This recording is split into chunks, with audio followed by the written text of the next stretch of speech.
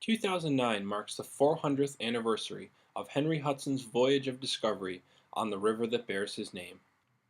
In this quadricentennial year, Columbia County focuses on the Hudson, the river that forms its western border. A few weeks into the quadricentennial year, ccSCOOP was invited to cruise the river on the Coast Guard icebreaker Sturgeon Bay to witness how, on the frozen river, the Coast Guard keeps the shipping lane from New York City to Albany open for maritime commerce. We were on board at the invitation of Lieutenant Scott Ray, commanding officer of the Sturgeon Bay, who took the time to talk with us about the Coast Guard's role on the Hudson River. I'm Lieutenant Scott Ray. I'm the commanding officer of Coast Guard cutter Sturgeon Bay. We're a 140-foot ice-breaking tug. Our home port is Bayonne, New Jersey. There's 9 of the Coast Guard cutter ice-breaking Bay-class cutters. 5 are on the Great Lakes, and 4 are here in the Northeast. The ship was built to break ice. It was built and launched and commissioned in 1988 on Governor's Island in New York. We shifted our home port to Bayonne about 12 years ago when they closed Governor's Island for the Coast Guard. Our main mission in the wintertime is to break ice from the Port of New York all the way to Albany, which is about 126 nautical miles of river.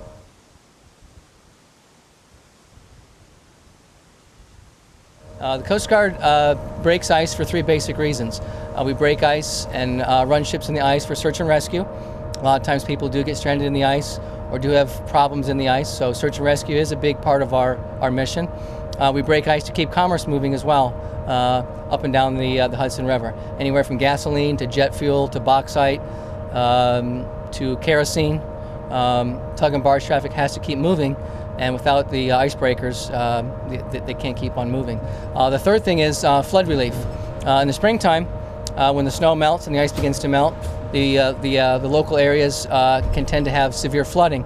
If we don't break the ice and relieve the ice and let it flow down the river, some of the lower lying areas along the river will flood and flood badly.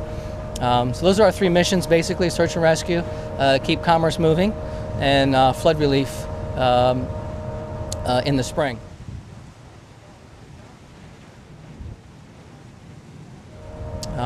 This year particularly has been a more severe ice season than in years past. The last few years hasn't been much ice. So we're happy to be up here on the river breaking ice. Commerce isn't so thrilled to have the ice. But so far this year it's been great. We've kept commerce moving. There has not been any severe backups with or any cargo running late. So we're proving to be very useful this year, as we always are when there's lots of ice. When there's no ice on the river, the ship is also used for port security in the Port of New York, pollution response, search and rescue. We do law enforcement in the Port of New York as well.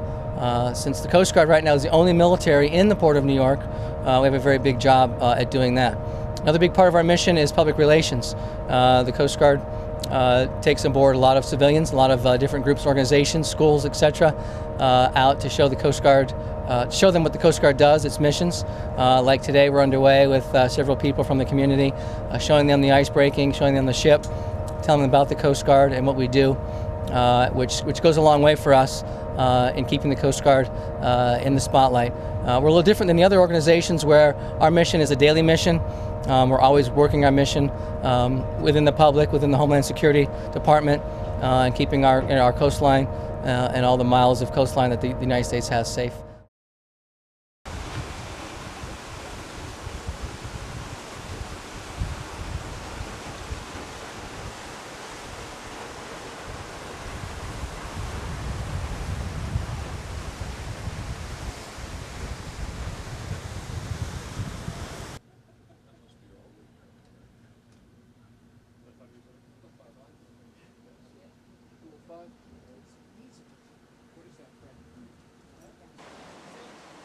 One of our fellow voyagers on the Sturgeon Bay was Coast Guard veteran Harold Tartell. He shared with us his experiences on the river as quartermaster on the icebreaker Manitou. 40 years ago, I served out here on the Coast Guard cutter Manitou, which was a 110-foot ice-breaking tug built in 1943.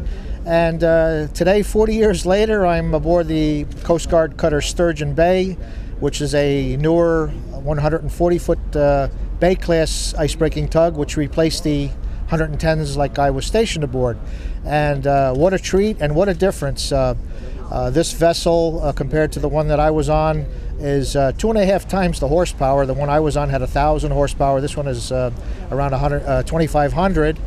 And also the electronic gear that's aboard this vessel, it's like a space station here compared to what was on the Manitou. But basically, what we're doing out here is the same as we were doing 40 years ago, breaking ice to keep the river open for river commerce, oil barges to bring oil and gasoline. That's how our homes are heated. A lot of people don't realize the river commerce, the river traffic is very vital for heating oil to heat our homes and gasoline to run our cars, and these ice-breaking vessels keep the river open for that purpose. And all of us enjoyed being up here because we were kind of away from the city, and it was more relaxed ice breaking up in the river. And there were 19 of us, and we were like a small knit family, which is basically the same on this vessel.